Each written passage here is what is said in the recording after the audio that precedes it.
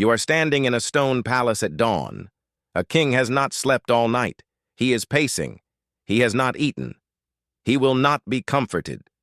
Because somewhere below the floor he is standing on, in a pit carved into the earth, a man he respects is sealed behind a stone with a room full of starving lions. Most people know this story as a children's lesson about faith, but the real version is stranger, darker, and far more politically dangerous than the version you were taught. To understand why, you have to go back to a man who was never supposed to survive his 20s, let alone become one of the most powerful officials in the ancient world. His name was Daniel. He was taken from his home as a teenager, dragged into a foreign empire, and forced to serve a king who had just destroyed his city. That alone should have ended his story. Most captives in the ancient world disappeared into anonymous labor or worse. Daniel did not disappear. He rose. He rose so high that decades later, under a completely different empire, he was still one of the most trusted men in government. Why? What does it take to survive that long inside a system built to erase you? Babylon, where Daniel spent his early life, was not a backwater. It was the most advanced city on earth at the time. Massive walls, hanging gardens according to ancient writers. A processional way lined with glazed brick lions, blue and gold, marching toward the temple of the city's chief god. Researchers working on the Ishtar Gate excavations have noted that this lion imagery was everywhere in Babylon, used by kings like Nebuchadnezzar as a symbol of royal dominance. That detail matters more than it seems. The lion was not just an animal in this culture, it was a political statement. To control lions was to project the power of the throne itself. By the time we reach the events that made Daniel famous in his later years, Babylon had already fallen. A new empire, Persia, had taken over. Empires like this did not simply replace each other quietly. They conquered, absorbed, and rebuilt entire administrative systems almost overnight. Officials who had served the old regime were usually the first to be removed, exiled, or executed. Loyalty to a previous king was treated as a liability, not an asset. And yet Daniel survived the transition, not just survived it, thrived inside it. Under this new regime, an aging Daniel was given an extraordinary position. He was placed above other high officials, trusted with oversight of a significant portion of the kingdom. He was probably in his 80s by this point. Bible scholar James Montgomery Boyce has pointed out that Daniel was likely an elderly man during this episode, not the young hero often shown in illustrations. Picture that for a moment. Not a youth proving himself for the first time. An old man, decades into a brutal political career that had already survived one empire's collapse, suddenly facing the single greatest threat of his life. How does a person hold on to power and on to principle across that many decades of upheaval? Most people cannot do it across a single difficult year. Why would a man that old, that respected, that established become a target? Because power invites jealousy. And Daniel had something his rivals wanted desperately: influence, trust, the ear of the king. His colleagues searched for a way to bring him down. They went looking for corruption, bribery, negligence, anything they could use. They found nothing, no scandal, no theft, no failure in his work. So they did something colder. They decided to attack the one part of his life he would never compromise: his devotion to his God. They convinced the king to sign a law. For 30 days, no one could pray to any god or any person except the king himself. Anyone caught doing so would be thrown into a den of lions. It sounds extreme because it was. But in the ancient world, a king's decree, once sealed, often could not be reversed, even by the king. This was not a minor rule. It was a trap built with legal precision, designed around a man's character rather than his crimes. Daniel knew about the law, and he kept praying anyway, 3 times a day facing the direction of his homeland, exactly as he always had. Not in secret defiance, in plain view. His rivals were watching for precisely this. They reported him immediately. Now here is where the story becomes something most retellings skip entirely. The king did not want to punish Daniel. He liked him. He trusted him. According to the text, he spent the rest of that day trying to find a way to save him. But the law had already been signed.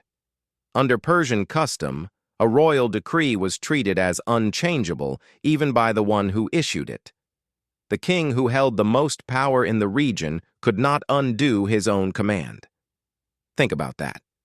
A man at the absolute top of the political world, trapped by the very system that gave him his power. So Daniel was taken to the den. Researchers studying Mesopotamian history have noted that captured lions were sometimes kept in pits or enclosures by powerful rulers, used for royal hunts and displays of dominance, a practice documented in the reign of earlier Assyrian kings like Ashurbanipal. This was not some random hole in the ground. It was likely a controlled space, holding animals that were kept hungry and aggressive on purpose for exactly this kind of demonstration. A stone was rolled over the entrance. The king sealed it himself, along with the seals of his nobles, so that no one, not even the king, could secretly interfere. Then the king went home, and he could not eat. He could not be entertained. He could not sleep. The most powerful man in the region spent the entire night awake, helpless, waiting. At first light, he ran, not walked, ran to the den. And he called out, his voice described as anguished, asking if Daniel's God had been able to save him. There was a pause. And then, from inside the den, Daniel answered. He was alive, untouched. He explained that he had not been harmed because he trusted in his God, and because, as he put it, he had done nothing wrong before the king either. The lions had not touched him. The king's relief was immediate and overwhelming. He ordered Daniel pulled out at once, and then the story takes its final, brutal turn. The men who had plotted against Daniel were thrown into the same den along with their families. The text says the lions overpowered them before they even reached the floor of the pit. The very punishment they had engineered for an innocent man consumed them instead. What are we actually looking at here? Strip away the familiar Sunday school framing for a second. This is a story about institutional power turned into a weapon. It is about men who could not find a single flaw in someone's actual work, so they manufactured a law specifically designed to criminalize his character. That is not an ancient problem. That is a permanent one.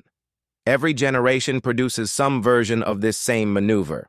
When someone's competence cannot be attacked directly, the attack shifts to identity, to belief, to whatever part of a person cannot simply be edited away to make the accusers comfortable. Have you ever watched someone get targeted not because they did something wrong, but because they refused to compromise on who they were? Have you ever been in a system so rigid that even the people in charge of it felt powerless to stop something they knew was unjust? The king in this story had every title of authority and none of the actual freedom to act. That tension still exists today, in workplaces, in institutions, in any structure where the rules outlive the judgment of the people enforcing them. A policy gets written for one purpose. Years later, it gets weaponized for another. The people who built the system are sometimes the first to feel trapped inside it. And Daniel's response to all of it is the part worth sitting with longest. He did not organize a protest. He did not go into hiding. He did not change his behavior to avoid the trap. He simply kept doing in public exactly what he had always done in private. 3 times a day, facing home, praying as he always had. Consistency, not confrontation, was his form of resistance. He did not need an audience to know what he believed, and he did not hide it for one either. There is something almost unbearably ordinary about that choice, and that is exactly what makes it powerful. He was not performing bravery. He was refusing to perform anything at all. He kept his window open the same way he always had, fully aware of what it might cost him. No dramatic speech, no final stand, just an old man, at the same hour, in the same posture, doing the same quiet thing he had done for most of his life. Modern readers often ask why God would allow a faithful man to be sealed into a pit with starving animals in the first place. Why let it get that far? Why not simply stop the law before it was ever signed? But notice what the story is actually built around. It is not built around prevention. It is built around presence inside the danger. The lions were real. The threat was real. The fear, especially the king's fear, was real. Nothing about the danger was an illusion designed to look impressive. The story does not promise an easy road.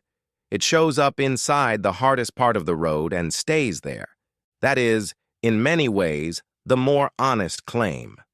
Not that difficulty disappears for people who try to live with integrity, but that integrity is what they are left holding when everything else is stripped away. Daniel did not control the king. He did not control the law. He did not control the lions. He controlled exactly one thing, his own conduct, when no one was forcing him to compromise it. That is a smaller kind of power than the king's. It is also, in the end, the only kind that survived the night. Think about how often a similar choice shows up in an ordinary life. Not lions, not a sealed pit, but the smaller versions. A workplace where honesty is inconvenient, a room where staying quiet would be so much easier. A relationship where the easy path and the honest path split apart, and only one of them costs anything. Most people will never face a den of lions. Almost everyone will face some quieter version of the same test, usually more than once. So think again about that king at dawn, running toward a sealed pit he was not even allowed to open. Think about a system so powerful it trapped the very ruler who built it. And think about one old man inside the dark who had spent his entire long life choosing the same quiet, consistent thing, regardless of who was watching or what law had just been written against him. You open this thinking about a man who survived hungry lions, but the real story was never really about the animals at all. It was about what a person does when the law itself becomes the trap, and whether what is inside you can survive being sealed away in the dark.